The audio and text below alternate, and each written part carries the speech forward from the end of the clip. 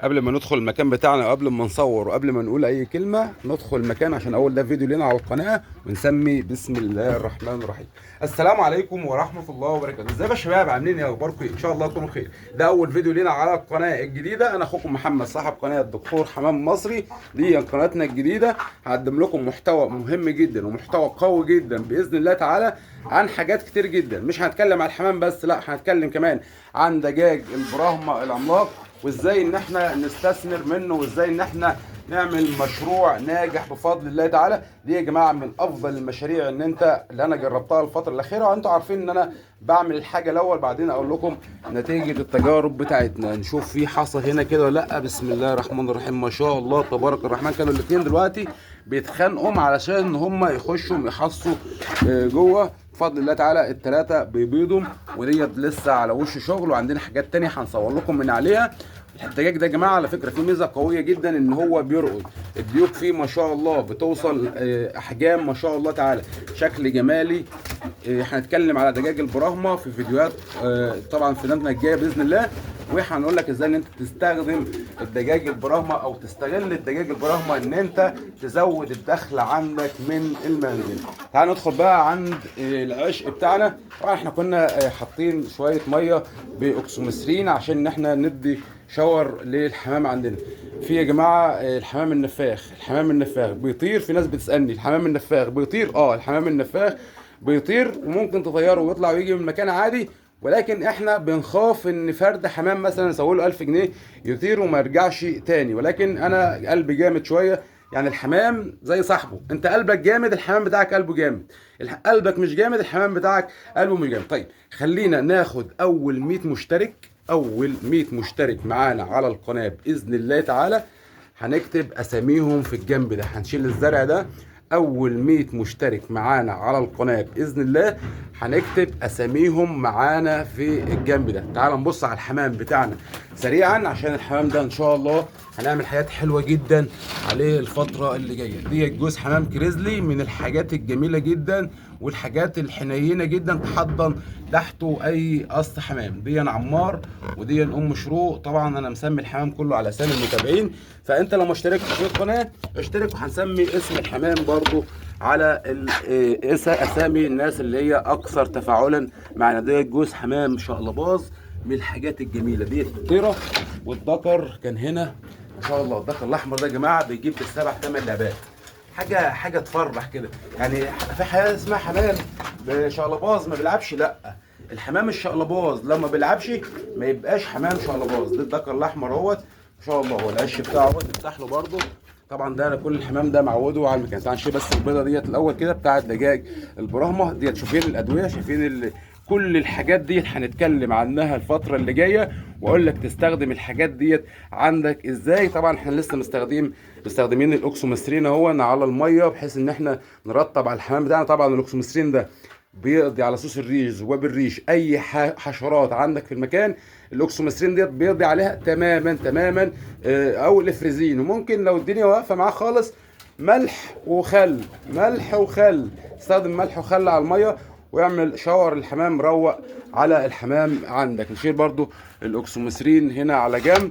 تعال نبصوا الاول على بقيه الحمام. بسم الله ما شاء الله. دي زغاليل يا جماعه. هي خلي بالكم الخميره للزغاليل حلوه جدا عن تجربه. انا كل اسبوع بستخدم ربع قرص خميره بشري. ربع قرص بس يا شباب، ربع قرص خميره بشري على لكل زغلول.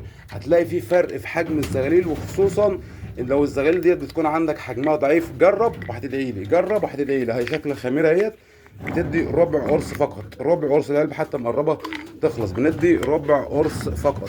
ما تدخلش عندك المكان وخلاص، لا، وانت داخل عندك المكان بص في العشوش. في زغلول اهوت نشوفه واخد لبه كويس ولا لا. اطمن على العشوش. طبعا لو الحمام عايز يغير العش غير له العش. ما تدخلش المكان عندك كده وخلاص. ان شاء الله عندنا بقى حاجه تحزن بصراحه على كده. بس خلاص، ما تزعليش ما تزعليش. كنت ناسي الحمام ده والفرده اللي معاه طارق. الذكر غالبا من اللي طار. طبعا الحمام النمس ما بيشوفش، لان الكرك ده بيعمل له بيحجب الرؤيه عنه، فما بيطيرش. تمام كده. الفرد ده شكله كده بصوا دخل على دمعه عين اهوت. هنبدا ان احنا نحجزه على جنب. اي فرد حمام تعبان عندك دخل على دمعه عين، امسك كده في سلاكه، هنطلع السلاكه بره اهو. تخلي حاجه عندك للمعزل دايما، عشان لو فرد حمام زي كده فضل، انا بصور شفته معاكم بالصدفه والله، لو فضل حمام زي كده فضل معاك تعبان، هيقلب لك الدنيا كلها من الاخر، يعني هيقلب لك الدنيا كلها. هتبص تلاقي الحمام كله بقى جاله دمعه عين. ولكن لو انا عزلته الدنيا هتتظبط. لو انا عزلته هنعالجه بسرعه. ممكن نعالجه بتتراسيد او تتراسايكلين، فرد زي كده تتراسيد او تتراسايكلين، تمام كده. طيب نبص برضو على بقيه الحمام. الذكر ده كان عنده ثابته يا جماعه، الذكر ده احنا مسمينه ثابت، عمار احمد اللي مسميه ثابت. الذكر ده كان عنده ثابته ولكن بيخصب والدنيا زي الفل، يعني كان مرووش والحمد لله ربنا شفاه وبقى عنده ثابته. حضراتكم عارفين الثابته ان شاء الله. بصوا جوز الحمام البهلوان ده ان شاء الله باظ. الجو ده من اجمل الحمام اللي عندي الصراحه، يعني في الجو ده تشوفوا بكرة لعب في الجو، يعني بالليل يلعب ده الحمام الطوب المشمشي، في ناس بتسميه كذا اسم، تمام كده. ولكن اللون نفسه انا بحب اللون، حاجات من الحاجات الجميله، الحاجات الحلوه. الحاج اشترك في القناه بسرعه عشان نكتب اسمك. طبعا اول مشترك عندنا في القناه ديت هو عمار احمد. عمار احمد هنكتب اسم عمار اول واحد. عايزين نكتب 100 اسم هنا بحيث ان انت تبقى حد مميز، واول ما تدخل تلاقي اسمك موجود عندنا على القناه. في برضو من الضحايا بتاعت امبارح فرد زاجل طار مني، في فرد زاجل امبارح برضو طار مني.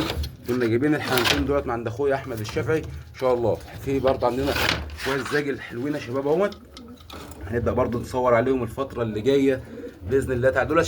دولت شبابات لسه عليهم ريش، يعني في حمام في عليه ريشه، في اتنين، وفين الفرد اصلا مش عارف يطير. بصوا مش عارف يطير. تعال اخوه بقى طلع من التراب، معرفش يرجع تاني. انا قافل التراب اهوت، اخوه طلع من التراب. شايفين حته الزاجل ده؟ الذكر الزاجل ده انا بعته مرتين ثلاثه، ركز معايا كده. الذكر الزاجل ده انا بعته مرتين ثلاثه ويرجع لي تاني. هقول له اللي انا بقوله هيرجع لي، يقول لي لو رجع لك حلالك، اقول له ماشي يا عم. شوف الاسترالي ده، حته الاسترالي ديت حته محترمه، حته محترمه. عايزين بقى النفاخ دولت على وش شغل. والحته الهند ديت ان شاء الله تطلع خطيره ان شاء الله. حته الهند ديت تطلع خطيره. الهزاز الهندي مستواه حلو طبعا، بينعرف ان مستواه وحش بينعرف. الحته ديت مستواها حلو. بصوا شباب، بصوا ان شاء الله حته مستواها حلو. حته هزاز هندي كنا عايز اجوزها للذكر ده نفس اللون بتاع ده كنت عايز اجوزها للذكر، ولكن النتايه حصت. نسيبها شويه كمان لما تزوف ونبدا ان احنا نتجوزها للذكر ده باذن الله تعالى. الفترة اللي جاية هنكتب اسامي الحمام ديت على اسامي المتابعين عندنا، المتابعين المميزين ان شاء الله هنكتبهم على اسامي الحمام عندنا. ده فيديو شباب سريعا كده، فيديو تعريفي ان شاء الله. هنعمل فيديوهات قوية جدا الفترة اللي جاية مع بعض. مش في القناة انزل اشترك، عايزين القناة تكبر بيكم. اشوفكم على خير، استودعكم الله، سلام عليكم.